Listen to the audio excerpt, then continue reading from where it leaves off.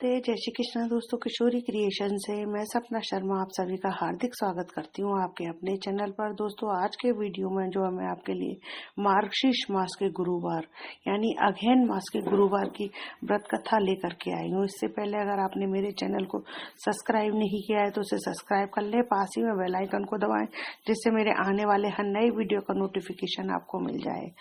दोस्तों, यह कथा जो आपको सुना रही हूँ ये माता लक्ष्मी की कथा है। कथा जो है लक्ष्मी जी की महिमा बताती है।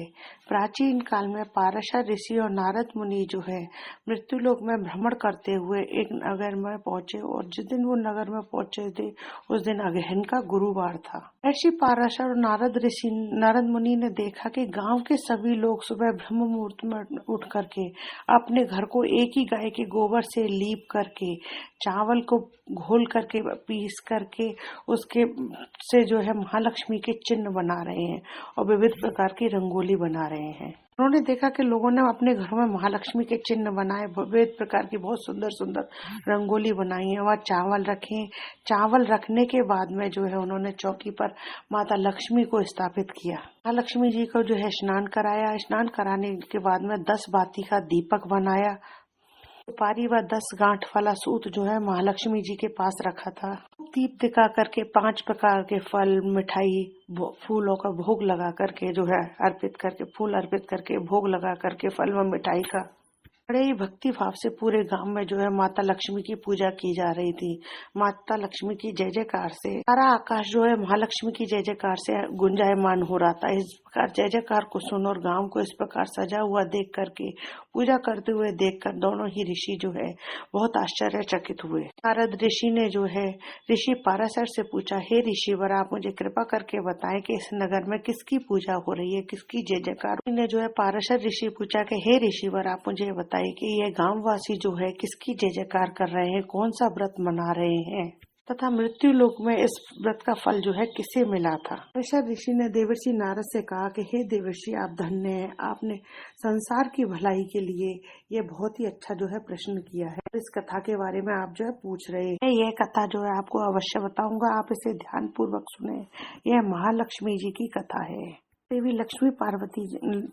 लक्ष्मी जी ने जो है भगवान विष्णु से कहा, हे प्रभु, आज पृथ्वी वासियों ने जो है मेरे नाम से व्रत रखा है, चारों ओर मेरी जय जयकार हो रही है और इस व्रत की बड़ी ही विस्तार से उन्होंने पूजा की है। इस व्रत का नाम सुदर्शा है। अगहन के गुरुवार को ही किया जाता है। इसे तो अगहन मास के 4 और 5 और जितने भी गुरुवार पड़ते हैं उनमें ही व्रत रखा जाता है, लेकिन अगहन मास में अगर गुरुवार वाले दिन 10वीं तिथि पड़ जाए तो इसे सुदर्शा व्रत के नाम से रखा जाता है, व्रत रखा जाता है। अगर आपकी आज्ञा हो तो मैं मेरे भक्तों को देखने के लिए नगर भ्रमण को जाऊं। श्री हरि विष्णु ने कहा कि नगर भ्रमण करने के लिए और अपने भक्तों को देखने के लिए आप अवश्य जाइए, लेकिन नगर भ्रमण करके आप लौट आना। तब माता लक्ष्मी जी ने जो है एक बूढ़ी ब्राह्मणी का रूप बना करके माता लक्ष्मी ने एक नगर में प्रवेश किया। देखा कि नगर तो पूरा सूना पड़ा है, व्रत के नाम पर वहां पर कुछ भी नहीं है, सभी लोग बड़े जो है कुटी तान करके सो रहे हैं। मैं ऐसा नजारा देख करके महालक्ष्मी जी को जो है बड़ा दुख हुआ, लेकिन थोड़ा ही आगे चलने पर उन्हें गांव में एक छोटा सी झोपड़ी दिखाई दी जो बड़ी साफ सुथरी थी। वह महालक्ष्मी जी ने देखा कि उस घर के बाद घर के ढेरी पर जो है दीपक जल रहा है। अब महालक्ष्मी जी जो है धीरे धीरे उस घर के निकट पहुंची। घर के अंदर पहुंच करके बुढ़िया रूपी माता लक्ष्मी ने श्यामबाला से कहा। माता लक्ष्मी जब श्यामबाला के घर के अंदर पहुंची तो श्यामबाला जो है माता और लक्ष्मी की विधिवत पूजा अर्चना कर रही थी। माता लक्ष्मी श्यामबाला से प्रसन्न होकर के उससे बोली, बेटी मैं तेरे से प्रसन्न हूँ, तेरे को जो वर मांगना हो मांग लो। वर दे करके माता लक्ष्मी जब निकल रही थी तो उसी समय जो है बलराम और कृष्ण वहां पर विहार करने के लिए आए थे। बलराम जी ने जो है अपनी योग शक्ति से माता लक्ष्मी को श्यामबाला के घर से निकलते हुए देख लिया था। तो बलराम ने श्री कृष्ण को पास बुलाया और उनसे कहा कि अब महालक्ष्मी जी को जो है घर में नहीं रखना है, क्योंकि श्यामबाला के घर में गई थी। श्री कृष्ण भगवान ने बलराम जी से बहुत विनती की कि एक बार उनकी बात तो सुन लो। कृष्ण ने बहुत समझाने की कोशिश की पर बलराम जी नहीं माने। जब महालक्ष्मी जी घर के अंदर आई तो श्री कृष्ण ने उन्हें आने से मना कर दिया। श्री कृष्ण भगवान ने उनसे कहा, तुम्हें जहाँ जाना है तुम वहाँ चले जाओ। माता लक्ष्मी ने जो है श्री कृष्ण भगवान से बहुत विनती की पर श्री कृष्ण भगवान ने उनकी की एक नहीं सुनी। क्रोधित होकर के माता लक्ष्मी ने दोनों भाइयों को श्राप दिया और कहा कि यदि मेरे पतिव्रत धर्म में सत्यता होगी, जैसे सूरज और चंद्रमा का आना जाना होगा, दोनों भाइयों को जो है 12 वर्ष तक वस्त्र, पानी व अन्न नहीं मिलेगा। कह करके महालक्ष्मी जी समुद्र के किनारे आकर विश्वकर्मा के द्वारा निर्मित भवन में रहने लगी। रात्रि के समय अष्टवेत्ताओं से उन्होंने वैकुंठपुरी की सारी सामग्री मंगवा ली। तो अगले दिन बलराम जी और कृष्ण भगवान जब जगे तो देखा कि सारा वैकुंठ खाली पड़ा है। 2-3 दिन तो भूखे रहे। तो आखिर दोनों भाई जो है भीख मांगने लगे। उन्हें कहीं भी भोजन पानी नहीं मिल रहा था। वो दोनों भाई जहाँ पर भी जाते वहां से ही उन दोनों भाइयों को भगा दिया जाता।